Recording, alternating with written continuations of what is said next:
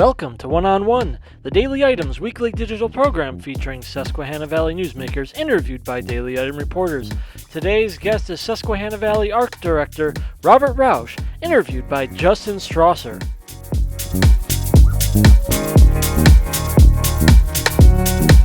The Sunbury Motor Company. Austin Martin, Kia Elite Sales Consultant, Maranatha Christian School. Amber Wren, Certified Hyundai and Lincoln Sales Consultant, Selinsgrove Area High School. Ian Chakosky, Certified Ford Sales Professional, Mount Carmel and Shamokin area. Christopher Stengline, Ford Certified Sales Consultant, Selinsgrove Area High School. Tom Mertz, fourth generation owner, Sunbury Motor Company, Shikellamy High School. A tradition of trust since 1915. Welcome to One on One. I'm Justin Strawser. Today we have Robert Roush as our guest. He's the Executive Director of the ARC Susquehanna Valley in Sunbury. Thanks for joining us today, Robert. Hi, Justin. How are you? Pretty good. Good. So the ARC is an important organization here in our town in the Valley. Tell us what it is and what you do there. Sure. Well, the ARCs go back a long, long way. So they actually go back to 1949, and believe it or not, this chapter started as the Northumberland County ARC in 1951. And a couple of the people that were originally involved in 1951 when their children were just babies are still involved with the organization today. So we have a long history, and we provide many, many services, which we can talk about for individuals who are intellectually and developmentally disabled. And we provide advocacy services, and we try to help them live the type of everyday life that you and I hopefully lead. You've stressed before in conversation about the importance of using that term, the self-advocate. Right. When referring to those types of individuals with intellectual disabilities, where does that term come from, and why should we use that term? So the movement that it comes from is the self-determination movement, and it is that was a national movement, and the ARC was part of that. And that was to try and move away from the fact that individuals who are classified as intellectually or developmentally disabled, and I even like to put air quotes around disabled now and say differently abled, so that we don't view these individuals as lesser than other people in society. And so they're always having someone else talk for them or speak for them. And someone said, no, they can speak for themselves. And so that's where the term self-advocate comes from. Okay. So the ARC then moved in October 2018 to 326 Market Street. What was the catalyst of finding that new space? Right. So, yeah, we've been in a couple different locations in town in Sunbury. One was the lower level of 225 Market Street, which is where, of course, City Hall and city services are, and then moved to a location at the lower level of Zion Church. So each of those times, the ARC didn't really have like a street presence or sign presence.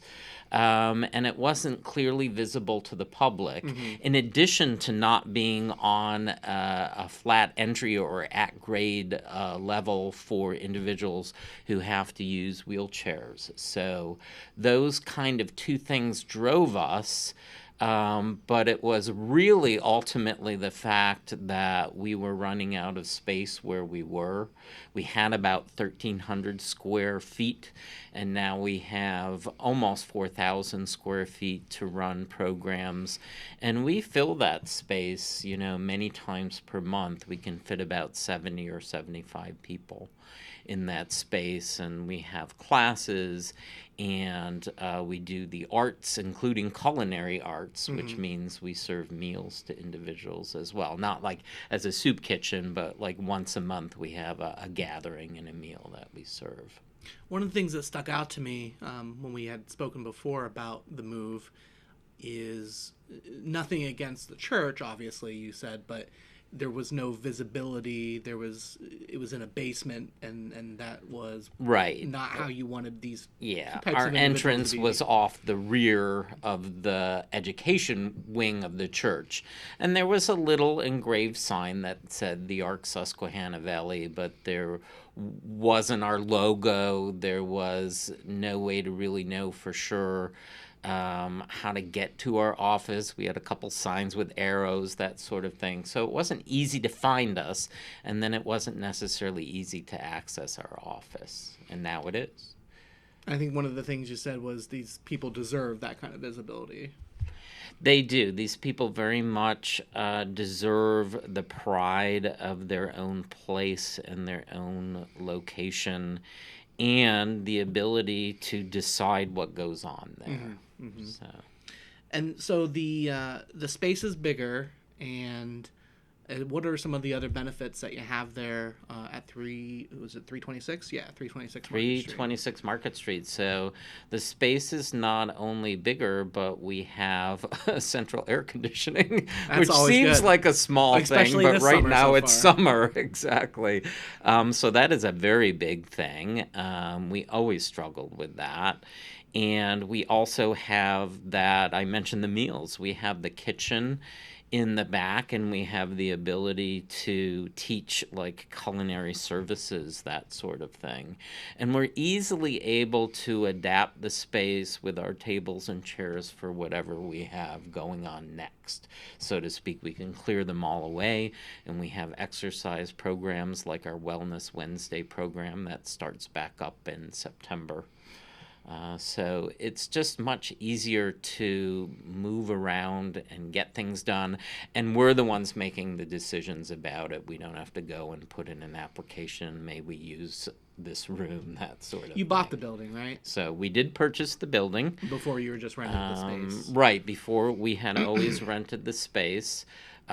We don't ever think that we're going to get any smaller. We always seem to get just a little bit bigger with the next project and the next thing we do. So we know that we always have use for that space no matter what we do. So, I mean, we started in Northumberland County, but then we expanded to the other counties that we kind of think of in this area as going together with Snyder and Union, and also Columbia and Montour counties. But in addition to that, we started offering services in Lycoming and Clinton counties recently too. So now we're in 7 counties. You got a big radius. We have a big radius because the Susquehanna is a big river basin, I guess. And so there are how many self-advocates do you serve? So we serve, again, we're just starting out in the Lycoming and Clinton County area. So we have only a couple of people in that area that are getting our intensive job program. And we serve about 1,500 and a few individuals in the other 5 counties. Okay. And then before we get to our first break here, what sort of programs do you have that are offered? Maybe touch on a couple examples. Well, sure. I mean, we have our AMPS programs, which are located throughout our region. We don't have an AMPS program, again, in Lycoming, Clinton counties, but we have specific locations in Berwick, Bloomsburg, Milton, Selinsgrove, Shamokin, and Sunbury. And of course, you can find all of the specific information at the arcsusquehanna.org, which is our website. And the addresses are there. Most of these programs are running Monday through Thursday, depending on the location, and they run from 6 to 8. And you can just show up. You don't have to sign up first, and you don't have to have that label of being intellectually and developmentally different. You can be a friend, you can be a community member, because a lot of the activities are just kind of fun, enjoyable activities. Is that the summer program as well, where you guys all go out to Knoebels or the other places? Well, right. So we have separately a social recreation program that we run for adults, but we have our STEP program, which is the Student Transition Education Program, and that's ages 13 through 21. And during the summer, that group kind of becomes our summer camp group. And then those individuals go out, and this year we got a grant from PPL Foundation. Thanks so much to them. They're able to take several trips. They're going to be going to Washington cool. Next week. They just came back from Baltimore last week. This week they're kind of taking a short break. They're staying local, but they have other activities that are going on either at Shikellamy Park or at our office. We have jobs programs. We offer individual support through waiver services, and our self-advocates of Susquehanna Valley have the Dream Class, and they have one-on-one, the ability to meet up one-on-one with an individual and help train them. So lots of great things going on. Lots of great things, and more. Okay. Well, we're going to take a break. We'll be right back with Robert Roush. The Sunbury Motor Company. Austin Martin, Kia Elite Sales Consultant, Maranatha Christian School. Amber Wren, certified Hyundai and Lincoln sales consultant, Sealands Bavaria High School. Ian Chakosky, certified Ford sales professional, Mount Carmel and Shamokin area. Christopher Stengline, Ford certified sales consultant, Sealands Bavaria High School. Tom Mertz, fourth generation owner, Sunbury Motor Company, Shikellamy High School. A tradition of trust since 1915. We're back with Robert Roush. He's the executive director of the ARC Susquehanna Valley in Sunbury. You mentioned some interesting history before, a couple weeks ago when we spoke about the building you recently purchased. Do you remember what that is? Care to talk about that a little bit? Well, I do. I mean, what we found out was that the original building that was there, if you go back and look at some of the photographs that were there, was a two-story building, but apparently it burnt sometime late in the 1800s. And we kind of placed the rebuilding of that building, and those records are somewhere, I'm sure, but the guy that comes to do code for the city of Sunbury looked at the back, and there's a certain kind of rivet in the back, and he said that rivet was really only used between 1948 and 1951. And it had something to do that they developed it for the war effort. And so they rebuilt that building sometime then, and I believe it was a shoe store. Then the Cole family acquired it, or they may have always owned it, and they put a medical supply there. Then they kind of moved out, and the bike shop moved in there and was in there for a number of years, and then they moved out.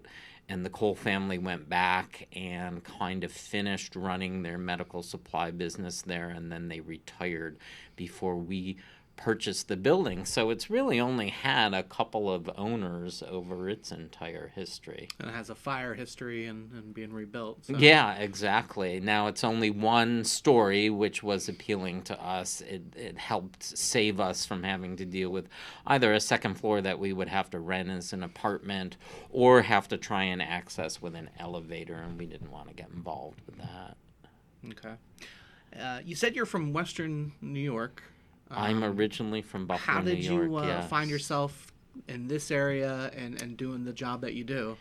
Well, I have always been a nonprofit. I started off in nonprofit social services, and then as I continued my career, I went into high-end fundraising and ended up being recruited by Geisinger Health System. And I moved to this area to take a position as the director of corporate foundation relations there, and was there for 5.5 years through about 1.5 campaigns. If you know about fundraising, usually people who do fundraising stick around for one campaign and then they move on to the next job, which I did and left the area, but really loved this area so much that I returned to this area with my spouse, who recently passed away from cancer. I'm sorry to hear that. And also went back to social services, kind of back to my roots, deciding that I was done with the high-end fundraising stuff. Well, the programs there are really neat. I got to come in for the DREAM program, and I'm going to read this off because I don't remember what it was. It's called Discovering Resources to Explore and Achieve Your Mission. So I got to sit in on that, and that's led by Brian Habermel and Mark Reeves. It was just really neat. It was a very inspirational program, and Brian even introduced me and said, "This is Justin Strawser. He's living his dream," right in front of the daily item. What can you tell us about that program? Well, Brian joined the ARC about almost 5 years ago now.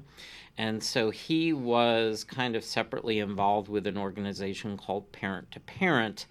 And then his program grew, and Parent to Parent decided that wasn't quite the mission of their organization, so he was looking for a new home when he joined us. He started doing the DREAM class to just keep reinforcing that independence that individuals have, and their ability to decide for themselves what they're going to do with their lives, and thus the DREAM concept. And he's done all kinds of things, from voting rights to, how to get a job, where to volunteer, just all sorts of things. And as you observed, he interacts with Mark Reeves, who speaks through the assistance of an iPad in order to teach the class. And they can be very funny. I wasn't sure if they were telling jokes while you were there, but yeah, they had some good one-liners. Yeah, they kind of have some banter going back and forth between them. Was it Mark that he recently got that iPad and no one was quite sure that he was able to communicate at first, or was that another individual? So, well, recent is relative, I guess, but it really was recent. The amazing thing is, with nonverbal individuals, this new technology where everyone can access an app on an iPad where you can select phrases and words and even pictures sometimes, depending on what type of app you need to communicate. And then it speaks for you. So being nonverbal, people make assumptions that you don't have the intellect to even speak, which is completely false. So people weren't sure how clever or smart Mark was. And so when he got this technology, the first thing he said was something to the effect of, "Everybody thinks that I don't understand what's going on, but I've been listening this whole time," which made people wonder, oh my gosh, like, what did I ever say in front of this person? Of this guy. Exactly. And yes, he does have a very good memory, and yes, he does remember what was said to him. So imagine being an individual like that in a classroom with well-meaning people who bring you your coloring book at age 21. And you're actually extremely intelligent. You just never had the apparatus to communicate that before. So Mark, since that time, has gone out speaking. He's spoken at universities across the country about his experience and what he does. And he's very eloquent when he writes or speaks, however you want to look at that, through his iPad. Yeah, it's really interesting how him and Brian do their thing. Brian, obviously talks, and then I'm assuming that they prepare, like, hey, Mark, question this, and then he presses the button and has prepared answers. I'm assuming that's how it works, but... Right, it usually does. For the longer segments, they do the preparation. because when Mark responds just in a conversation, it does take the time to actually type. So there's pauses, which makes it harder to have good timing for a class. So yeah, they do prepare that beforehand. Yeah, he and Mark and Brian are also featured a little bit on Aaron Kalawowski. Is that how you pronounce his name? Kalinowski, yeah. Yeah, his podcast. I met Aaron also when I was visiting there, and he was telling me about his podcast, and I've listened to a couple episodes. And that's really cool, too, because, you know, he has the motto, what is it, entertainment and disability, one podcast at a time, and he's interviewed celebrities and voice actors, and it's just really cool that he is able to do that, you know, and prepare right for that. And he does that on his own, but as he grew, he needed a little bit of assistance for the technology part of it. Mm-hmm. So he came to us and came to Brian and Mark to assist with that. Yeah, maybe I'll have to have one of those guys on here sometime soon. Yeah. As well. No, so before we end for the day, you mentioned something sitting here that you play Santa Claus sometimes. I do. So, okay, now this is video, so people can see that I have a dark beard. But if I shave my beard off at the beginning of October, it comes back. I'm almost completely white. Yeah, when you walked in here, we met, and you had a white beard. Right. I wasn't sure who it was when you were walking in here. So yeah, I love to play Santa Claus. I visit our different programs throughout the month of December. It makes it one of my favorite times of year. And the whole way that came about was I was downtown in Sunbury on late night shopping, and I had just gotten out of work, and I was wearing a tie and kind of a nice top coat, and I had my hands behind my back, and I was looking in through a window, and I felt a tug at my arm, and I looked down, and it was a little girl, and she looked in my eyes, and she said, "I know who you are." And I thought to myself, she doesn't look familiar to me, so I'm wondering, like, how does she know who I am? And then she said, "Don't worry, I won't tell Santa." And I was hooked. That's cute. And so because of the look in that little girl's face, I thought, you know what? I think I can do that. I think I can do this. So you do it for the ARC. So I do it for the ARC. I've done it for the Priestley Chapel Associates. I've gone and I read like the night before Christmas on Christmas Eve in the chapel over there in Northumberland. So yeah. Can you give us your best ho ho ho before we head out? Ho ho ho ho ho ho ho! Yes, my Santa voice is a completely different voice. That's amazing. That's amazing. All right, well, on that note, that's all the time we have for today. Robert, thanks for joining us on this edition of One-on-One. Thanks, Justin. Thanks for watching One-on-One. Be sure to tune in next week for another edition.